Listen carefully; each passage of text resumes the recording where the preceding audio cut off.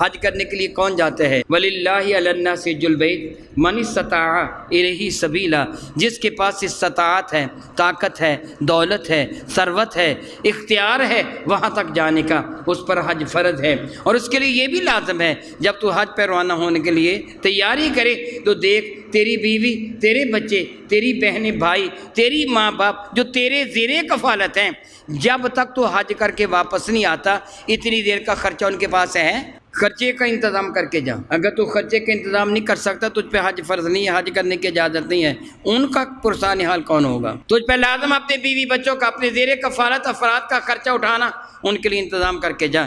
اور حج کے لیے زادرہ بھی تیرے پاس ہونا چاہیے، وہاں جو تو نے خرچہ بھیک مانگ کے نہیں، وہاں بھی تیرے پاس خرچہ ہونا چاہیے۔ پھر حج کون کرے گا؟ غریب کے امیر، جس کو اللہ نے 4 پیسے دیے وہ حج کرے گا نا۔ تو جب وہ حاجی میدان مینا میں، میدان مزدلفہ میں، میدان عرفات میں میلے کچالے لباس والا ہوتا ہے، بدبودار جسم والا ہوتا ہے، بکھرے ہوئے بالوں والا ہوتا ہے، اٹے ہوئے گرد و غبار کے چہرے والا ہوتا ہے، تو یقیناً رب کائنات فرشتوں سے ارشاد فرماتے ہیں میرے ملائکہ یہ ہے وہ بندہ جو امیر تھا، اپنے گھر میں کتنے ناز و نخرے کرتا تھا، ایک دن میں معلوم نہیں کتنی مرتبہ غسل کرتا تھا، خوشبوئیں بدن کو لگاتا تھا، وہ استری والے کپڑے پہنتا تھا، کتنی شوخی کے ساتھ رہا کرتا تھا۔ آج ذرا اس کی حالت کو دیکھو، اس نے اپنی حالت کیوں بنا رکھی ہے؟ مجھے راضی کرنے کے لیے۔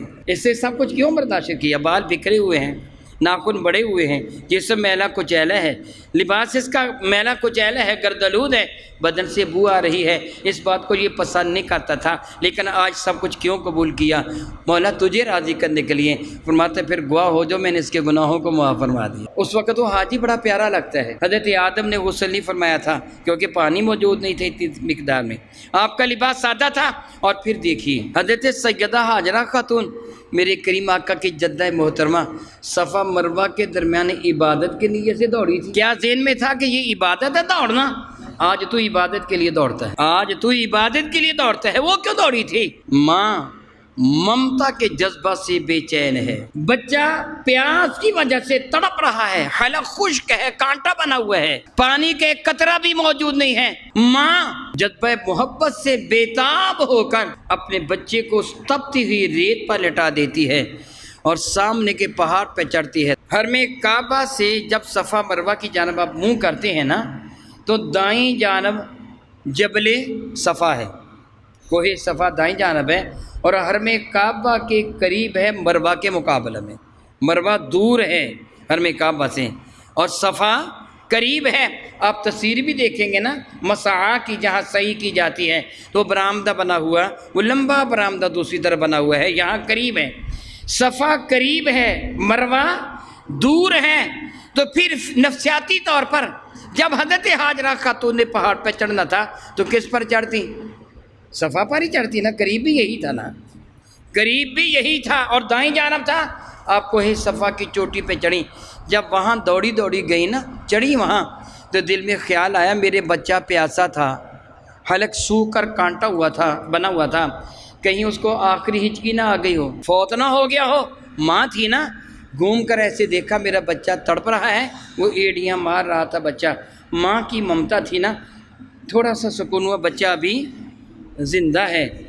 دیکھا دائیں بائیں کہیں بھی پانی نہ ملا، اس پہاڑ سے نیچے اتری، تھوڑا سا فاصلہ طے کیا، وہ حضرات جو وہاں حاضری دے چکے ہیں ان کے علم میں ہے، تھوڑا سا فاصلہ طے کیا، الٹے ہاتھ لیفٹ ہینڈ بائیں جانب ایک ٹیلہ آ گیا، جنگل بیابان میں ریت کا یا وہ پہاڑی کا ٹیلہ آ گیا۔ اب بچہ نگاہوں سے اوجھل ہو گیا، جتنے حصہ میں وہ ٹیلہ تھا ماں نے دوڑ کر وہ حصہ طے کیا۔ حضرت ہاجرہ خاتون تھی، ماں تھی نا، دوڑ کر حصہ طے کیا، میں بچے کو دیکھوں، وہ بچے کو بھی دیکھتی ہیں اور دوڑ کر وہاں وہ اتنا حصہ طے کر کے وہ دور کی پہاڑی مروہ پہ چڑھ جاتی ہیں۔ بچے کو بھی دیکھا، دائیں بائیں بھی دیکھا، پانی نہیں ہے، وہاں سے اتر آئیں، جب اس ٹیلے کے قریب آئیں پھر دوڑ کر اس ٹیلے والی جگہ کو طے کیا، پھر کوہ صفا پہ چڑھ جاتی ہیں، پھر اپنے بچے کو دیکھتی ہیں۔ اللہ کی قسم ہاجرہ نہیں کہہ رہی تھی مگر میرا رب ملاحظہ فرما رہا تھا۔ ہاجرہ تو نہیں کہہ رہی تھی میں کتنا چکر لگا رہی ہوں، کتنی دوڑ ہے، چکر نہیں بلکہ ایک رن ہے، ایک دوڑ ہے، یہ میں کتنے دوڑیں لگا رہی ہوں۔ ایک ہے، دو ہے، صفا سے چلی مروہ تک ایک، مروہ سے چلی صفا تک دو، صفا سے چلی مروہ تک تین، پھر اسی طرح وہ نہیں گن رہی تھی کہ یہ کتنی دوڑ ہے۔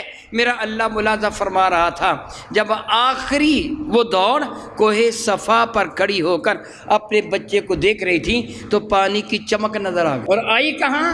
جہاں بچے کی ایڑیاں تھیں، بے تابانہ انداز میں دوڑی ہوئی آئیں اور آ کر بچے کو اٹھایا، پانی کو زمزم کہہ کے روکنا شروع کیا۔ میں جو بتانا چاہتا ہوں، کل حضرت حاجرہ تو پانی کی تلاش میں دوڑی تھیں، آج تو وافر مقدار میں پانی موجود ہے، تو کیوں دوڑتا ہے؟ تو کیوں دوڑتا ہے؟ وہ پانی تلاش کرنے کے لیے دوڑی تھیں، تو رب کی عبادت کے لیے دوڑتا ہے۔ پتہ چلا اللہ کے محبوب بندوں کی سنتوں کو، اداؤں کو اپنانا رب کی عبادت ہے۔ کتنی اعلیٰ عبادت ہے، میرے نبی نے خبر دے دی صلی اللہ تعالیٰ علی حبیبہ دائما ابدا۔ جو کوہ صفا پہ چڑھے گا، حضرت حاجرہ خاتون کہاں چڑھی تھی؟ کوہ دیکھا تھا کہ جانب اپنے بیٹے کی جانب، وہاں حرم کعبہ کے پہلو میں بیٹا تھا۔ میرے نبی فرماتے جو کوہ صفا پہ چڑھ کر حرم کعبہ کو دیکھ کر جو مانگے گا رب عطا کر دے گا۔ عطاؤں کو اپنانا کتنی بڑی سنت ہے۔ اللہ تو ہر جگہ موجود ہے، مگر کوہ صفا پہ چڑھ کے تو دیکھے گا حرم کعبہ کی جانب، تو جو مانگے گا تیرا رب تجھ کو عطا فرما دے گا۔ اور دیکھ کوہ صفا سے نیچے اترا، اور جب وہ جگہ آئے گی جہاں حاجرہ دوڑی تھی، وہاں تجھے بھی دوڑنا ہوگا، وہاں تجھے بھی دوڑنا ہوگا۔ مستحب کیا ہے؟ تیز رفتار سے نہ دوڑ، رفتار وہ رکھ جس طرح عورتیں دوڑتی ہیں، اتنا دوڑ، اس رفتار سے دوڑ۔ پھر کوہ مروہ پہ چڑھ جا، وہاں بھی حاجرہ خاتون نے حرم کعبہ کی جانب دیکھا تھا اپنے لخت جگر کو دیکھنے کے لیے، وہاں چڑھ کر تو بھی ادھر منہ کر کے دعا مانگ، تیرا رب تیری دعاؤں کو قبول فرما لے گا۔